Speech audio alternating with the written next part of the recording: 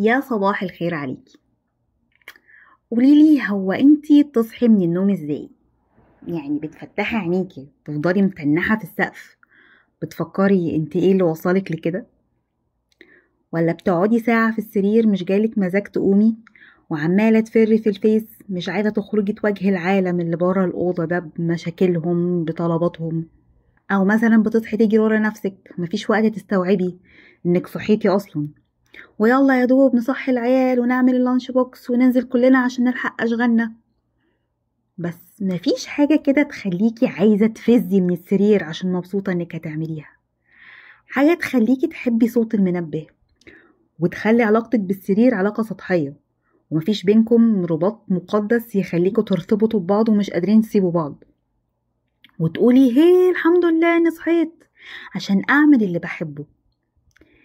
فاكرة مثلا زمان ايام الجامعة لما تكوني طالعة رحلة مع زمايلك، ويا سلام لو الرحلة دي في بلد تانية وهتسافروا سوا، بيبقى مش جايلك نوم اصلا ونفسك الصبح يطلع، وغالبا بتصحي من غير منبه عشان عايزة تعملي الحاجة الحلوة دي انت مستنياها ويعني هتموتي عليها من زمان. او مثلا اليوم اللي رحت فيه اول عمرة ليكي، او اول يوم شغل في الشركة اللي كنتي هتموتي وتشتغلي فيها. فاكرة بقى الاحساس ده؟ انا مش عارفة هو اسمه ايه، بس هو احساس كده بيرجعنا اطفال صغيرين واقفين قدام باترينة ايس كريم وبابا موافق ان اجيب كل الاطعمة اللي بحبها وانا مبسوطة وبقي مش سايعني من الفرحة. تقريبا ممكن يكون ده الشغف. فممكن تعملي ثواب في نفسك وترجعي تحسي الاحساس ده تاني.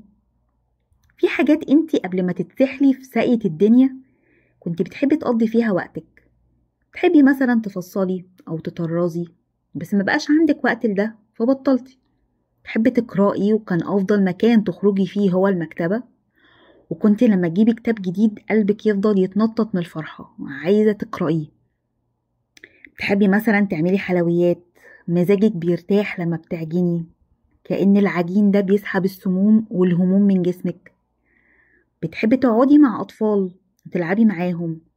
وقت التطوع في الجمعيات الخيرية كنت بتحبي جدا اليوم اللي بتروحوا فيه الملجأ عشان تقعدي تلعبي مع الأطفال هناك. بتحبي المسائل الحسابية وكل مسألة بتحليها كانت بتديكي جرعة سعادة ولا أجدعها شوكولاتة. أنا بس بديكي أمثلة كتير لحد ما تفتكري كنت بتحبي تعملي إيه. أنا قعدت شوية وقت كده على ما افتكرت أنا إيه اللي كان بيخليني أقوم أفز من السرير. لقيت إني كنت بحب قوي الكروشيه، يعني كنت بسهر كتير ومش عايزة أنام عشان بتعلم غرزة جديدة، واصحى بسرعة حتى لو ناقصة نوم علشان أطبق اللي اتعلمته واعمل حاجات بحبها بالكروشيه، وكنت بهديها لصحابي. كانت احلى الاماكن عندي ان ادخل محل خيوط، كنت بحس ان عيلة صغيرة في محل لعب ومبسوطة وبتنطط حرفيا، وشايفة بقى كل الناس حلوين وطيبين وعايزة احضن اي حد اشوفه. طاقة كده حلوة وقوية، يعني مش كلمة بايخة تأثر فيها ولا تصرف ناقص يزعلني. مش مهم اي حاجة في الدنيا طالما معايا الابرة والخيط ابقى كده ملكت الدنيا. وغالبا بتبقي حاسة انك شبعانة كمان ومش عايزة تاكلي، كأن جسمك في الحالة دي بيتغذى على الشغف. فاقعدي مع نفسك كده ربع ساعة واكتبي في ورقة الحاجات اللي كنت بتحبي تعمليها والحاجات اللي كان نفسك تحققيها والأماكن اللي كنت عايزة تروحيها. اكتبي أحلامك القديمة بتاعت فترة المراهقة دي، مهما كانت دلوقتي تبان عبيطة وهبلة أو حتى يعني صعب إنها تحصل، بس اكتبيها واستدعي إحساسك ده وقتها وتخيلي نفسك بتعملي ده. افتكري حبك القديم للحاجة دي، رجعوا علاقتكم مع بعض تاني. ولو ما كانش عندك حب قديم لحاجة معينة سيبي نفسك شوية للملل، اقعدي كده نص ساعة من غير ما تعملي أي نشاط ولا تمسكي موبايل وشوفي عقلك هيوصلك لإيه. فكرة البودكاست دي أصلا جاتلي وأنا قاعدة ملانة فهاتي ورقة وقلم وارسمي رسومات تزوقي بيها بيتك، لمي فوط البيت والملايات واقعدي طرزيها، اقرأي كتاب، ارقصي، غني، ألفي، اعملي حتى شفتي كارير لو ينفع يعني وظروفك تسمح. بتحبي مثلا البيع والشراء وبتعرفي تقنعي أي حد إنه يشتري أي حاجة حتى لو منديل قديم مستعمل. جربي اعرضي مهاراتك أو حتى اعملي محاضرات تشرحي للناس ازاي يعملوا كده وازاي يبيعوا اي حاجة لأي حد. بتحبي الأطفال الصغيرة، يعني في أطفال كتير محتاجين قلبك الكبير. ممكن تشتغلي في حضانة أو كيدز اريا.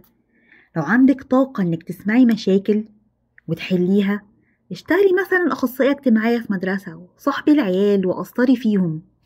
بس استخيري الأول، يعني حاولي ما تمشيش خطوة غير لما تستخيري.